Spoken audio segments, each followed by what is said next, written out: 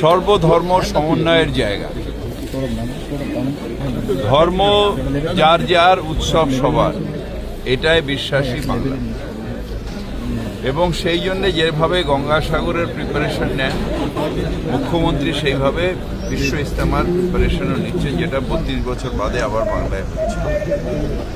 তাই মুখ্যমন্ত্রীর নির্দেশে ফায়ার মিনিস্টার নিজে তার পুরো ফায়ার টিমকে নিয়ে ভিজিট করানো, জরুরি ব্যবস্থা করা, সুজিত বোস সব কিছু করেছে।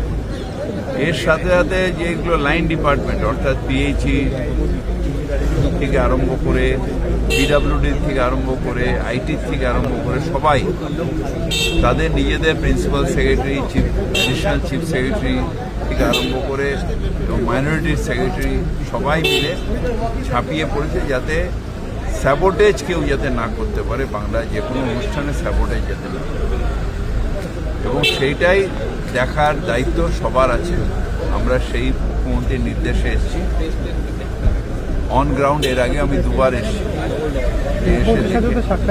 দেখা হয়েছে, অর্গানাইজারদের সাথে বারবার বসা হয়েছে এবং আমরা সবাই মিলে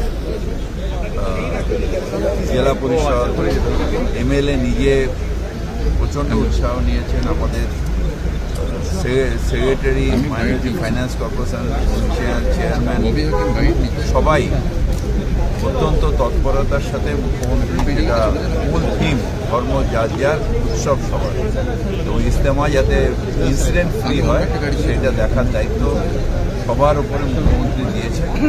তাই আমরা সবাই মিলে সেটাকে পালন করার জন্য এখানে এসে লাখো লাখো মানুষ হবে। তার জন্য পার্কিং কোথায় হবে, তাদের খাওয়া দাওয়া কোথায় হবে, ট্রাফিক ব্যবস্থা কোথায় হবে, এগুলো সব প্রশাসন মিটিং করেছে। কী কী করলো আমি শুধু রিপোর্টিংটা নেবার জন্য এসেছি। এবং ফায়ারের পুরো অ্যারেঞ্জমেন্টটা সুজিত বোসের নেতৃত্বে ডিজি ফায়ার এসছেন, ডেপুটি ডিজি এসছেন, সব র্যাঙ্কের অফিসাররা এসছেন। হ্যাঁ, খলিল সাহেব এসছেন, সেক্রেটারি খলিল, উনি নিজে এসছেন। এসে সবাই মিলে যাতে মুখ্যমন্ত্রীর সেই নির্দেশটা যাতে পালন করে সেই কাজটা করার জন্য সবাই মাঠে ঝাঁপিয়ে পড়ছে। ওই দিনগুলোতে জন্য ভিআইপি মুভমেন্টই তো হবে, নিশ্চিতভাবে হবে। অনেক মানুষ আসবেন, তাদের যাতে কোনো সেটা তাতে যাতে অসুবিধা না হয় সেটা দেখার জন্যে পুলিশ প্রশাসন অত্যন্ত তৎপর। এবং ভেতরেও ভিজিলেন্স ভিজিল দেখার জন্য, লক্ষ্য রাখার জন্য রয়েছে।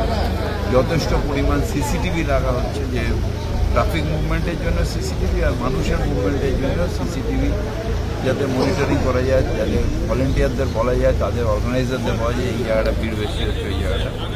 আর যখন ওখান থেকে আসবেন যারা মূল উদ্যোক্তা, যারা বক্তব্য রাখবেন এই ইজতেমাতে, তারাও যাতে নির্বিঘ্নে তাদের কাজটা হয়ে যায়। তারা যে উদ্দেশ্যে আসছেন, তার ধর্মীয় আবেগ নিয়ে লাখ লাখ মানুষ আসবেন, তাদেরও যাতে অসুবিধা না হয় সেটাও দেখার দায়িত্ব আমাদের, সেই কাজটাই করছি।